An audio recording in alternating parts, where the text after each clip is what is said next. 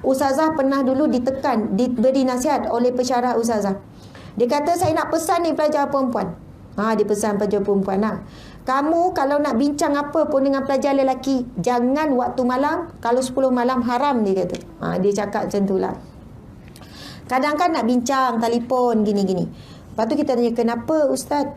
Masa tu suara kamu dah jadi macam pontianak dia. Taklah, maksud dia gini. Suara kamu tu dah jadi lain macam bagi pendengaran lelaki. Mungkin kalau waktu siang lain dengar tu. Bila malam rasa mendayu-dayu, boleh jadi ada penyakit hati. Boleh mungkin mengganggu, menimbulkan syahwat dan sebagainya. Betul ke pelajar lelaki? Amboi, tak ada. Kamu mungkin ada masalah hormon. Tolong cek, takut estrogen tak ni, tak cukup. Testosteron lah.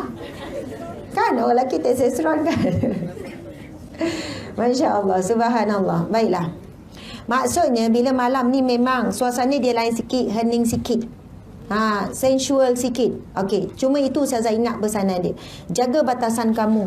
Kalau kamu telefon dah malam kalau boleh janganlah berurusan antara lelaki dan perempuan. Mau berurusan, buat limit siang saja. Kalau penting sangat pukul 8 malam okey lagi. 10 malam, 11 malam, lewat-lewat penting ni. Kita kena buat keputusan malam ni, 11 malam. Masa tu udara pun dah makin sejuk dan sebagainya. Baiklah. Pasal pergaulan ni, ia melibatkan guru, staf, kaki tangan dan sebagainya. Kita panggil encik, kita panggil tuan, betul kan? Kita menghormati. Bila kamu jumpa pensyarah kamu buat apa? Bagi salam. Kau buat dek je.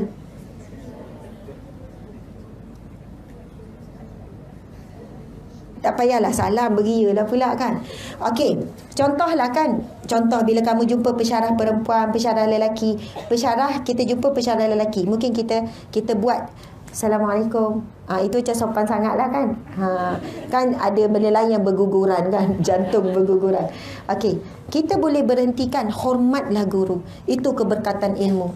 Walaupun dia bukan mengajar ilmu agama. Subhanallah. Ilmu yang mengikat ilmu tu dengan kita adalah barakah. Antaranya muliakan guru. Walaupun aib guru itu kamu nampak. Walaupun kamu rasa guru kamu itu tidak layak untuk dimuliakan. Kamu tahu kisah buruk dia.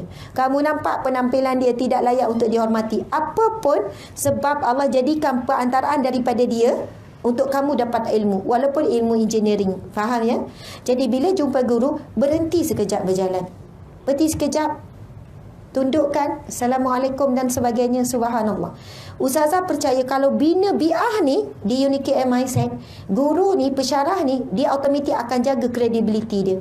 Sebab dia semakin dimuliakan oleh pelajar. Pelajar appreciate dia. Sekarang kadang-kadang student dengan pensyarah lalu macam tak ada nilai pensyarah tu. Macam tengok gitu je. Tak ada apa-apa. Tak apa. Orang lain tak nak mula, tolong kita mula. Nampak pensyarah perempuan atau lelaki? Medium? Berhenti sekejap. Orang lain tak dapat, kita dapat. Hari ini kita menghormati seorang guru, esok kita jadi seorang ibu, anak akan hormati kita. Suami akan hormati kita. Isteri akan menghormati tuan-tuan. Betul. Ia sangat bermula daripada diri kita. Okey, kamu jumpa pensyarah. Lepas tu sekarang Ustazah nak sebut pasal sama-sama student ni, pelajar ni. Cabarannya bila kita buat kerja sama-sama, betul kan? Ustazah tengok perbincangan tu, kadang-kadang di kafe tu duduk depan macam ni je. Betul tak? Depan gini. Laki perempuan. Betul tak Ustaz? Ini pelajar ke? Pelajar kan? Minta maaf, bukan nampak tua.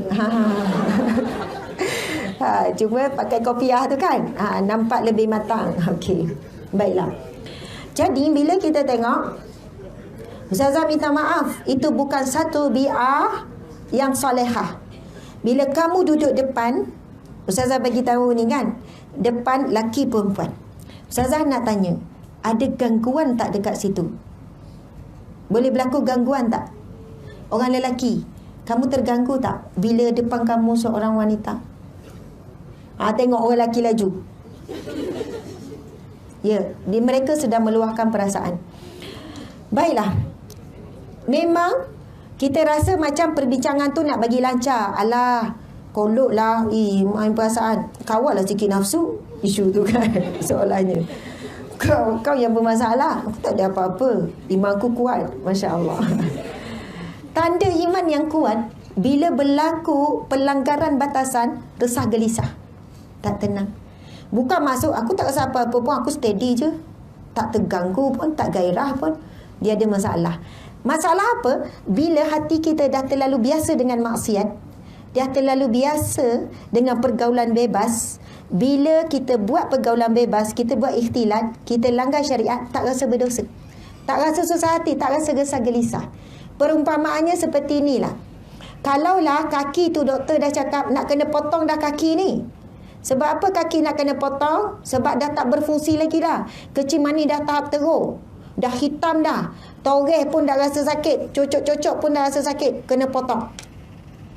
Hati kalau dah sakit, dah berkarat sangat, buat dosa tak rasa berdosa. Buat salah tak rasa bersalah. Jadi ada yang lelaki resah gelisah, perempuan tak selesa depan ni. Tak selesa. Kau ni feeling lebih-lebih. Orang yang tak ni. Professional. Kan? Be professional. Kita nak bincang kot. Nak meeting je kot. Tak payahlah berkira sangat. Ada orang nak jaga. Okey. Yang lelaki duduk meja sana, yang perempuan duduk meja sini. Betul tak? Kadang makan. Boleh makan duduk depan lelaki perempuan. Boleh tak Ustazah nak tanya? Boleh tak? Ya. Itu termasuk ikhtilat. Kita kata khalayak ramai. Semua orang nampak. Bila melakukan ikhtilat, pergaulan yang bebas di khalayak ramai, itu lebih dahsyat daripada sembunyi-sembunyi. Sebab dia hilang rasa malu. Kalau sembunyi, dia hilang rasa malu kepada Allah. Tapi dia masih malu kepada manusia.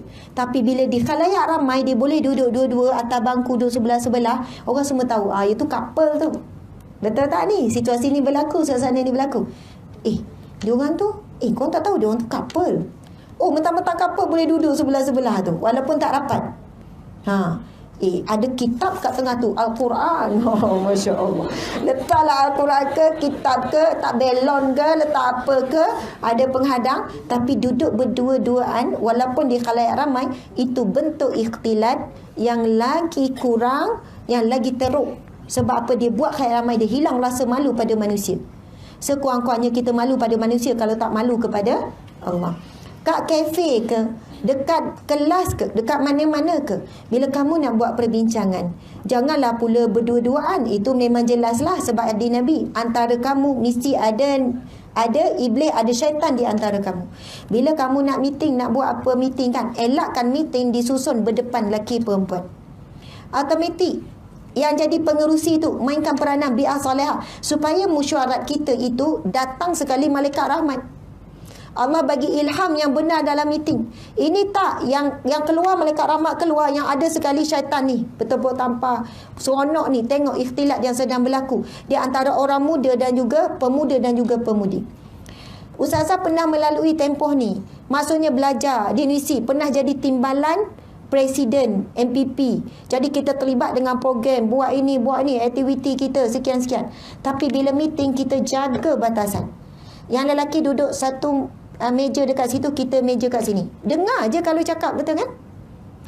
Lepas tu kalau ada urusan apa pun, elakkan susunan tu berdepan lelaki dan perempuan. Itu sangat penting.